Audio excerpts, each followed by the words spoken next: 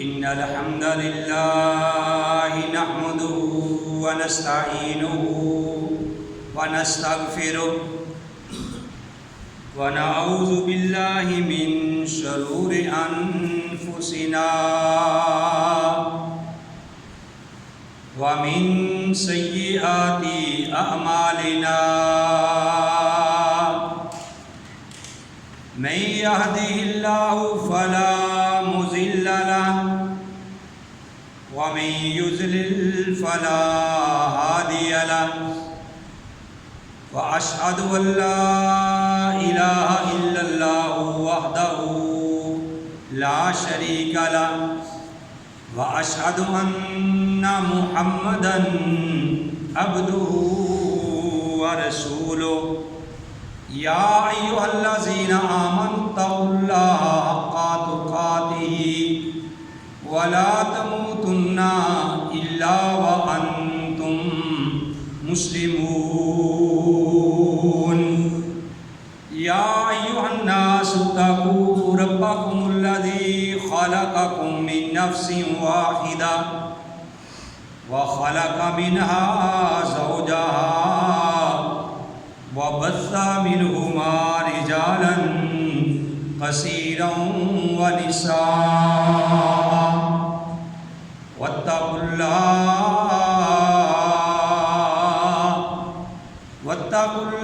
الذي تساءلون به والأرحام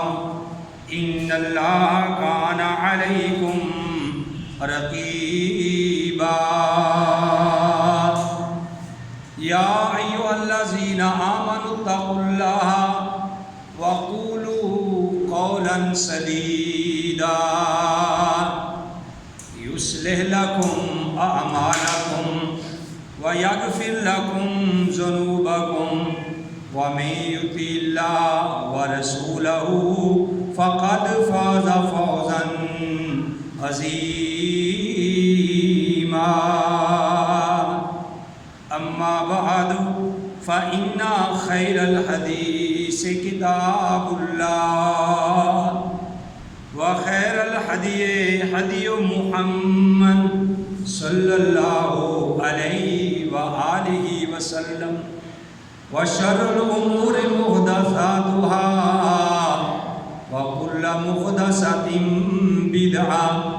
وكل بدعة ضلالة وكل ضلالة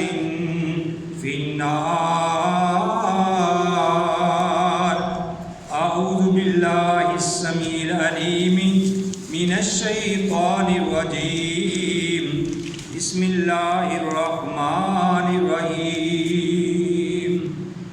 قال الله تبارك وتعالى في القرآن المجيد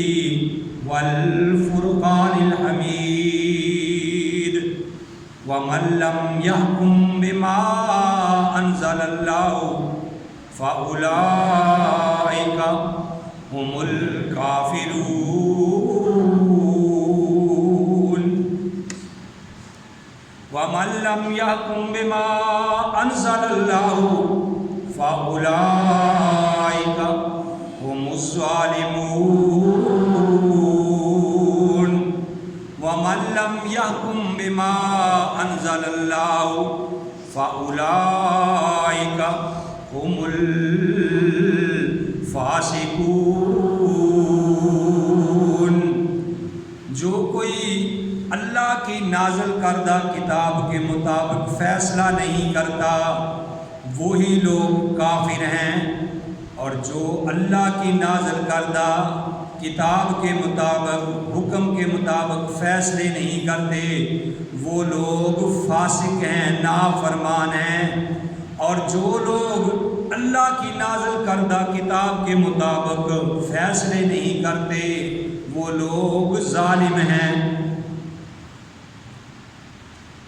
ملت ہے پریشان مگر ہنستے ہو پھر بھی، ملت ہے پریشان مگر ہنستے ہو پھر بھی، غم چاٹ گیا خون جگر مگر ہنستے ہو پھر بھی، لٹ جائیں کشمیر میں ماؤں بہنوں کی عصمتیں، مگر ہنستے ہو پھر بھی۔ حمد و ثنا کے بعد لاکھوں اور کروڑوں درود و سلام امام الانبیاء، امام القبلتین، امام الثقلین، امام الحرمین، امام اعظم، مرشد اعظم، رہبر اعظم، آمنہ کے لال، عبداللہ کے در یتیم، ساری کائنات کے سردار محمد رسول اللہ صلی اللہ علیہ وآلہ وسلم کی ذات گرامی۔ محترم حضرات، آپ سب بھائیوں کے علم میں ہے کہ آج 14 اگست ہے، اور یہ وہ دن ہے کہ جس دن ہمارا یہ عظیم ملک پاکستان معرض وجود میں آیا، اور یہ دن وہ تھا کہ رمضان المبارک کا مہینہ اور رمضان کی بھی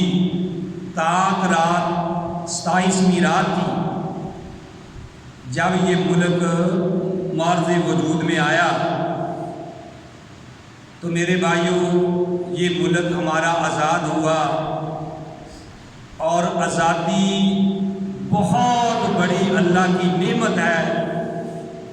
اس کو بیان کرنے کی ضرورت نہیں۔ موسیٰ علیہ السلام نے بھی فرعون کو یہی بات کہی تھی، اسی لیے وہ میدان میں نکلے تھے کہ اس قوم کو تو آزاد کر دے، اپنی غلامی سے آزاد کر کے ان کو اللہ کے غلام بنا دے۔ تو میرے بھائیوں، یہ ملک پاکستان ایک واحد ایسا ملک ہے کہ جو صرف اور صرف اسلام کے نام پہ معرض وجود پہ آیا۔ باقی جتنے بھی ممالک ہیں، کوئی لسانیت کے نام پہ، کوئی تعصبات کے نام پہ، کوئی کسی نام پہ، کوئی قومیت کے نام پہ، لیکن پاکستان ایک ایسا واحد ملک ہے کہ جو اسلام کے نام پہ حاصل کیا گیا، اور پاکستان لا الہ الا اللہ کے نام پہ حاصل کیا گیا۔ میرے بھائیوں، بعض لوگ ایسے بھی ہیں جو یہ بات کہتے ہیں کہ پاکستان جو ہے یہ مذہب کے نام پہ نہیں حاصل کیا گیا، یہ اسلام کے نام پہ حاصل نہیں کیا گیا۔ وہ گویا کہ یہ ثابت کرنا چاہتے ہیں، جو بندہ یہ کہتا کہ اسلام کے نام پہ پاکستان حاصل نہیں کیا گیا، تو وہ تقریباً 22 لاکھ شہیدوں کے خون کے ساتھ غداری کر رہا ہے۔ 22 لاکھ شہیدوں کے خون کی بے حرمتی کر رہا ہے، کیونکہ اس ملک پاکستان کے لیے آپ کو پتہ ہے کہ کس طریقے سے قربانیاں دی گئی، کس طریقے سے بیٹوں کو، چھوٹے چھوٹے بچوں کو ماؤں کے سامنے نیزوں کی انیوں پہ لٹکایا گیا، اور بوڑھے بزرگوں کو سر عام قتل کیا گیا، مسلمانوں کی بیٹیوں کو، مسلمانوں کی بہنوں کو سر عام ان کی عزت کو نیلام کیا گیا، ان کی عصمت دری کی گئی۔ میرے بھائیوں، اس ملک پاکستان میں لاکھوں شہداء کا خون شامل ہے۔ میں یہ واقعہ تقریباً ہر سال سناتا ہوں ایمان کی تازگی کے لیے، کہ ایک زمیندار اخبار میں چھپا کہ ایک عورت ہندوستان سے اپنے 3 بچے لے کے چلی، اور جب وہ وہاں سے چلی تو راستے میں ان کو یہ ظالم لوگ ملے، ہندوؤں نے پکڑ کر اس کا ایک بچہ چھینا اور اس کے سامنے اس کے 2 ٹکڑے کر دیے، اور پھر دوسرا بچہ چھینا، اس کے بھی اسی طریقے سے اس کو قتل کیا گیا۔ اس کے 3 بچے تھے، ایک چھاتی کے ساتھ لگایا تھا دودھ پیتا بچہ، اور ایک دائیں ہاتھ میں ایک بائیں ہاتھ میں پکڑا ہوا تھا۔ تو جب وہ پاکستان پہنچ رہی ہے تو تیسرا بچہ بھی جب اس کی چھاتی سے چھین لیا گیا تو اس نے ماں کی ممتا ہونے کے ناطے اس کی منہ سے چیخ نکلی، وہ روئی چلائی، تو اس نے کہا،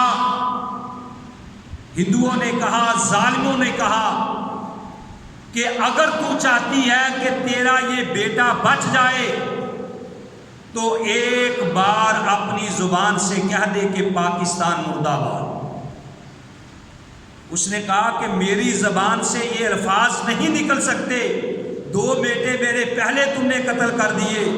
تیسرے کو بھی کر دو، لیکن میں یہ بات نہیں کہہ سکتی کہ پاکستان مردہ باد۔ بہرحال 3 بچے جب اس کے قتل کر دیے گئے تو پاکستان، جب اس کو پاکستان کی سرحد نظر آئی تو اس کی آنکھوں سے آنسو جاری تھے اور چہرے پہ مسکراہٹ تھی۔ لوگوں نے کہا کہ اس بڑھیا کو کیا ہوا؟ تو کہنے والوں نے کہا کہ کوئی بات نہیں، کہ جس کے 3 بچے اس کی آنکھوں کے سامنے ذبح کر دیے جائیں تو اس کا دماغ چل ہی جاتا ہے۔ اس عورت نے کہا کہ کیا تم مجھے پاگل سمجھتے ہو؟ رب کعبہ کی قسم ہے، میں اس لیے نہیں رو رہی کہ میرے 3 بچوں کو ذبح کر دیا گیا ہے، میں تو اس لیے رو رہی ہوں، مسکرا اس لیے رہی ہوں کہ مجھے اب محمد عربی کے شہر میں، ملک میں رہنے کی جگہ ملے گی، اور میں رو اس لیے رہی ہوں کہ میرے صرف 3 ہی بچے تھے، اللہ تیرا شکر ہے کہ تو نے میرے 3 بچوں کی قربانی کو قبول کیا اور مجھے محمد عربی کے ملک میں رہنے کے لیے جگہ عطا کی۔ لوگوں نے اس طریقے سے اس ملک کے لیے قربانیاں دی تھی، تو میرے بھائیوں یہ قربانیاں اس لیے دی تھی کہ ہمیں ایسا خطہ مل جائے کہ جس جگہ پہ محمد عربی صلی اللہ علیہ وآلہ وسلم کا اسلام ہمیں ملے، محمد عربی کا بتایا ہوا دین ہمیں ملے، اور اس کے مطابق ہم جو ہے وہ عمل کریں۔ یہ ملک اس لیے نہیں حاصل کیا گیا تھا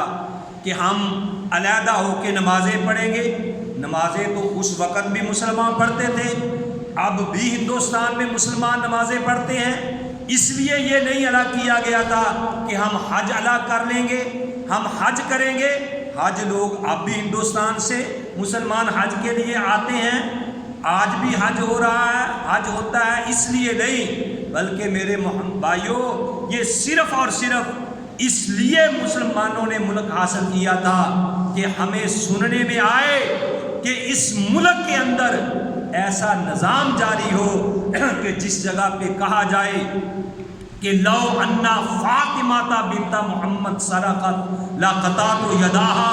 کہ اگر نبی کریم علیہ السلام کے پاس جب سفارش لے کے گئے کہ جس یہودیہ عورت نے چوری کی تھی، تو امام کائنات علیہ السلام نے ارشاد فرمایا تھا کہ یہ تو یعنی مخزومیہ قبیلے کی فاطمہ ہے، لو انا فاطمہ بنت محمد سرقت لقطعت یداہا،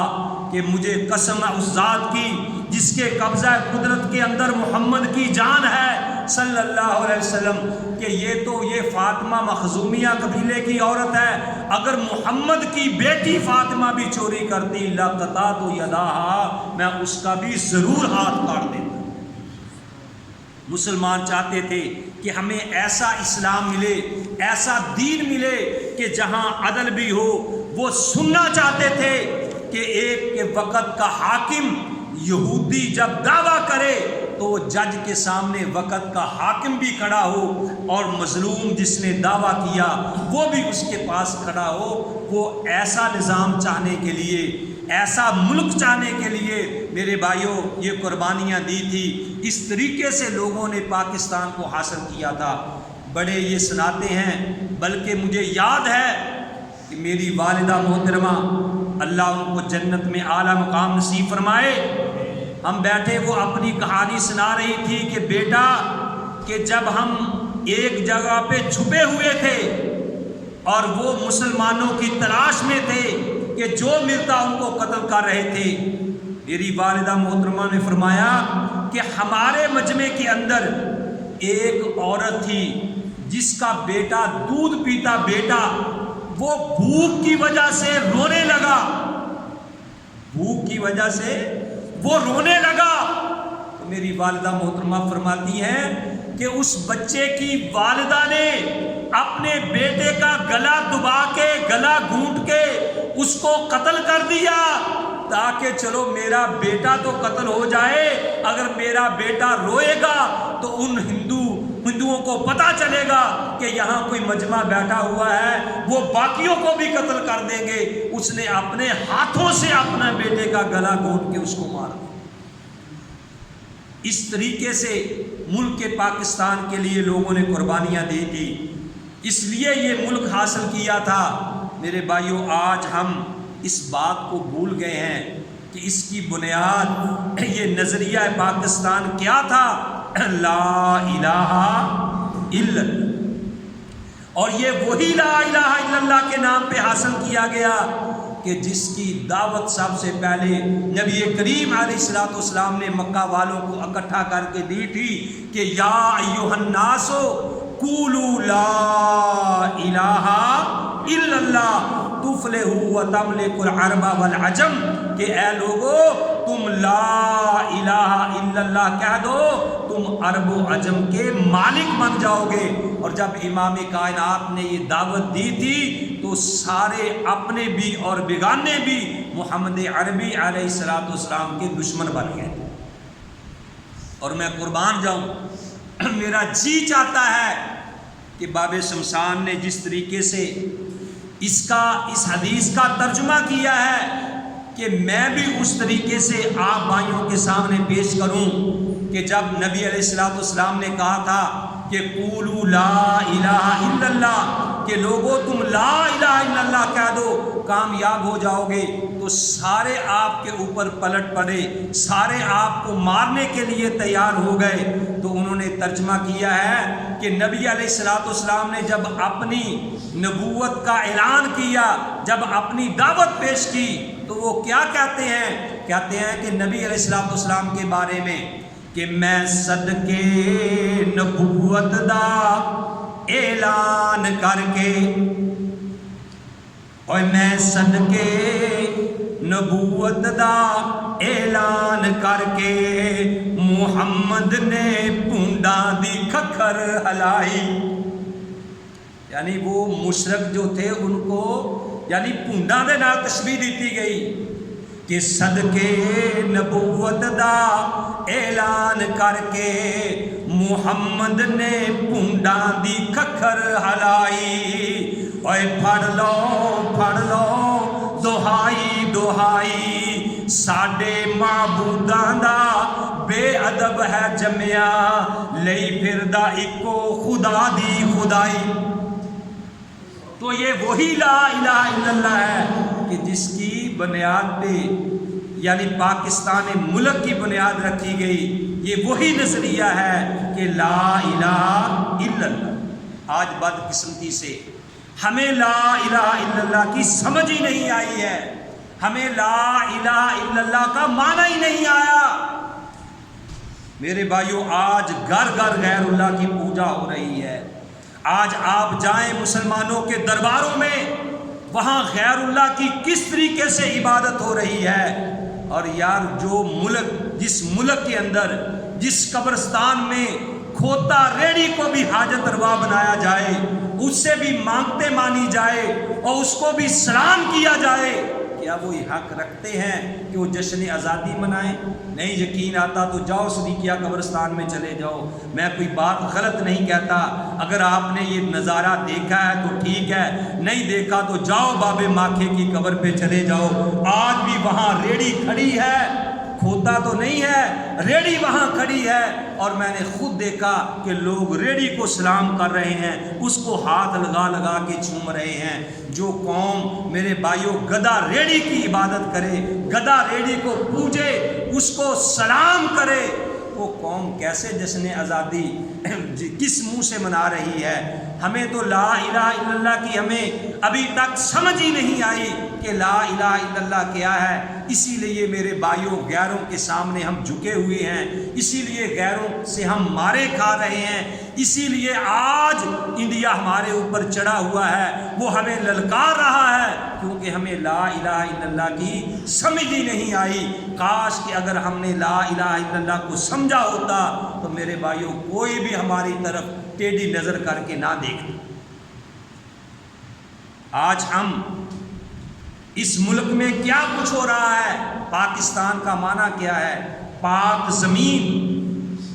ٹھیک ہے نا؟ یہ پاکستان کیا اس لیے حاصل کیا گیا تھا کہ میں سوال کرتا ہوں آزادی جشن آزادی منانے والوں کو، اور تمہیں جشن آزادی منانا تو یاد رہا، تمہیں امریکہ کی جیل میں ڈاکٹر عافیہ صدیقی کی چیخیں نظر نہیں آتی؟ اور جشن آزادی منانے والوں، تمہیں کشمیر کے اندر وہ تڑپتے ہوئے لاشیں تمہیں نظر نہیں آتے؟ ہماری آنکھوں کے سامنے بچوں کو کس طریقے سے وہ ذبح کر رہے ہیں، کس طریقے سے عورتوں کی عصمت دری کر رہے ہیں، کس طریقے سے وہ ان کی آنکھوں کو ضائع کر رہے ہیں، زندوں کے اوپر تیل چھڑک کر ان کو آگ لگا رہے ہیں۔ ہم کس چیز کی آزادی منا رہے ہیں؟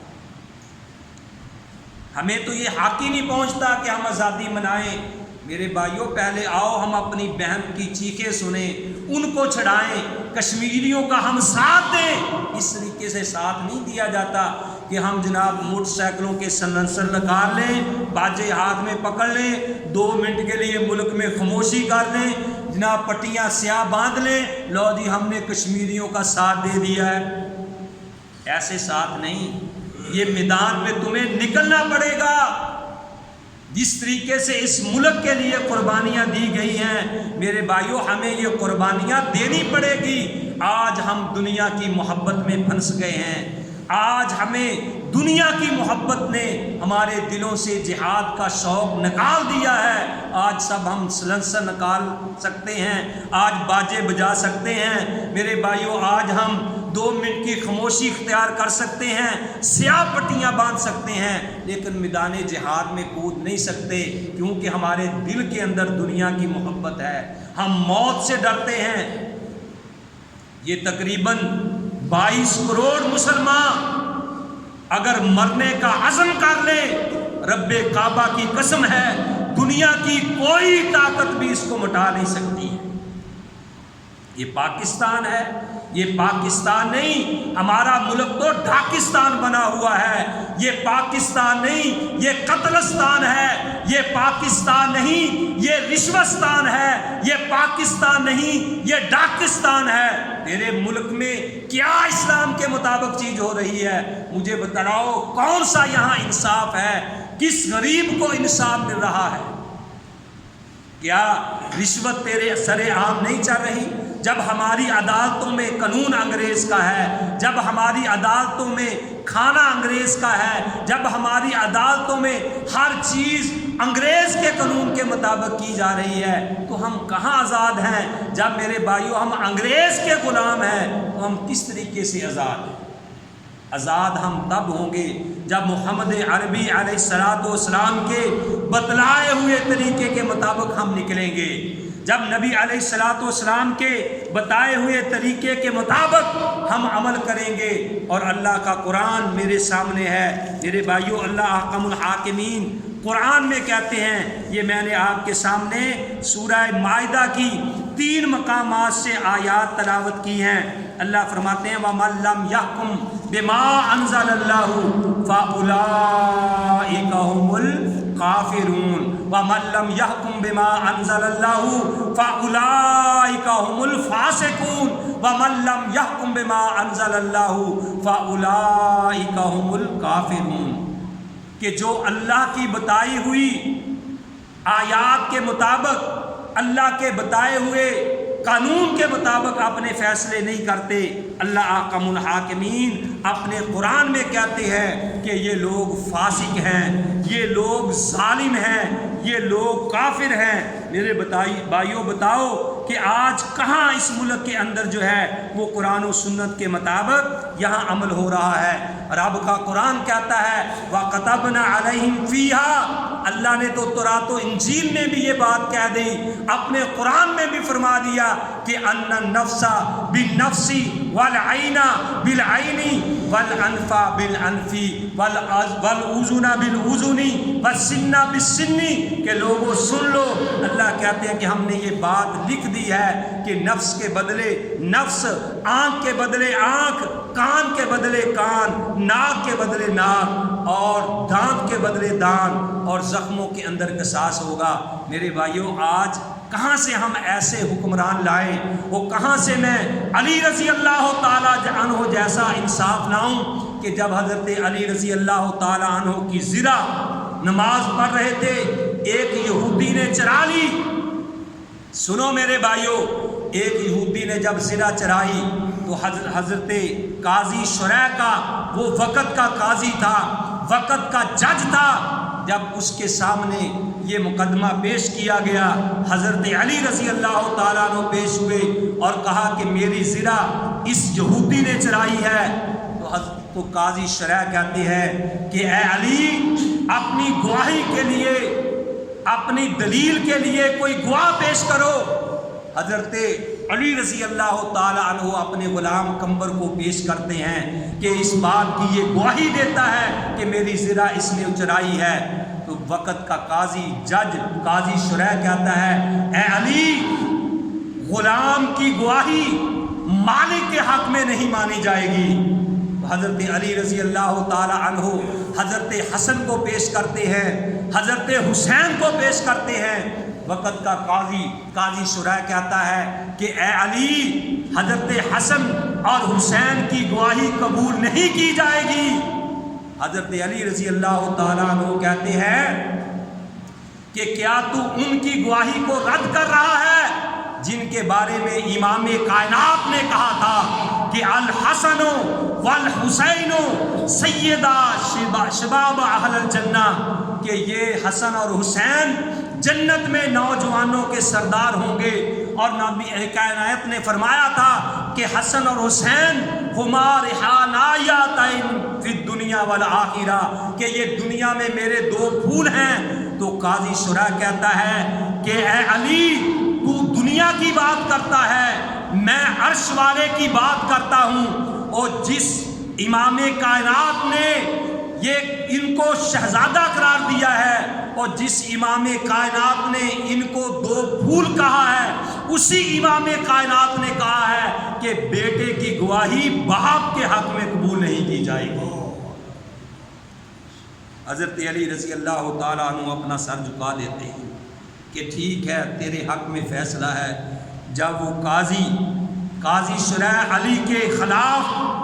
یہ تحریر لکھنا شروع کرتے ہیں تو فوراً یہودی آ کے کہتا ہے کہ قاضی صاحب رک جائیے، سب سے پہلے میں آپ کو کہنا چاہتا ہوں کہ علی رضی اللہ تعالی عنہ اپنے معاملات میں سچے ہیں، میں جھوٹا ہوں، اور جس شریعت نے اور جس قرآن نے جس اسلام نے تجھے یہ انصاف سکھلایا ہے، مجھے بھی کلمہ پڑھا کے مسلمان کر دیجیے۔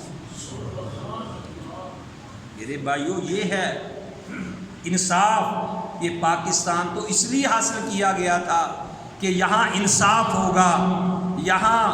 جناب غریب کی سنی جائے گی، یہاں میرے بھائیوں ملک پاکستان کے اندر عدل ہوگا، انصاف ہوگا، لیکن ہمیں کوئی چیز یہاں نظر ایسی نہیں آتی۔ لوگ دین سے دور ہیں، بدقسمتی سے ہمیں سیاستدان ایسے ملے ہیں کہ جن کو سورہ اخلاص بھی پڑھنی نہیں آتی میرے بھائیوں، جس کو بسم اللہ بھی پڑھنی نہیں آتی، جن کو نماز بھی پڑھنی نہیں آتی، جن کو قرآن کا ترجمہ بھی پڑھنا نہیں آتا۔ ہمیں سیاستدان ایسے ملے ہیں کہ جن کو یہ بھی نہیں پتہ کہ دین اسلام کیا ہے اور دوسرے مذاہب کیا ہے، جو کہتے ہیں جی دین اسلام کو دوسرے مذاہب پہ فوقیت نہیں ہے۔ یہ ہمیں لوگ ملے ہیں جو اسلام کے لیے آئے ہیں۔ نہ میرے بھائیوں، اسلام کے لیے ابھی تک ہمیں کوئی ایسا سیاستدان نظر نہیں آیا۔ جو بھی آیا ہے وہ اسلام آباد کے لیے آیا ہے، اسلام کے لیے نہیں آیا۔ تو اللہ کا قرآن کہتا ہے وَمَن لَّمْ يَحْكُم بِمَا أَنزَلَ اللَّهُ فَأُولَٰئِكَ هُمُ الْفَاسِقُونَ فَأُولَٰئِكَ هُمُ الْكَافِرُونَ فَأُولَٰئِكَ هُمُ الظَّالِمُونَ، کہ جو ہمارے بتائے ہوئے طریقے کے مطابق فیصلے نہیں کرتے وہی لوگ ظالم ہیں، وہی لوگ فاسق ہیں، وہی لوگ جو ہیں وہ کافر ہیں۔ اللہ احکم الحاکمین سے دعا ہے کہ اللہ تعالی ہم سب کو صحیح معنوں میں کتاب و سنت پہ عمل کرنے کی توفیق نصیب فرمائے۔ وما علیہ الا البلاغ۔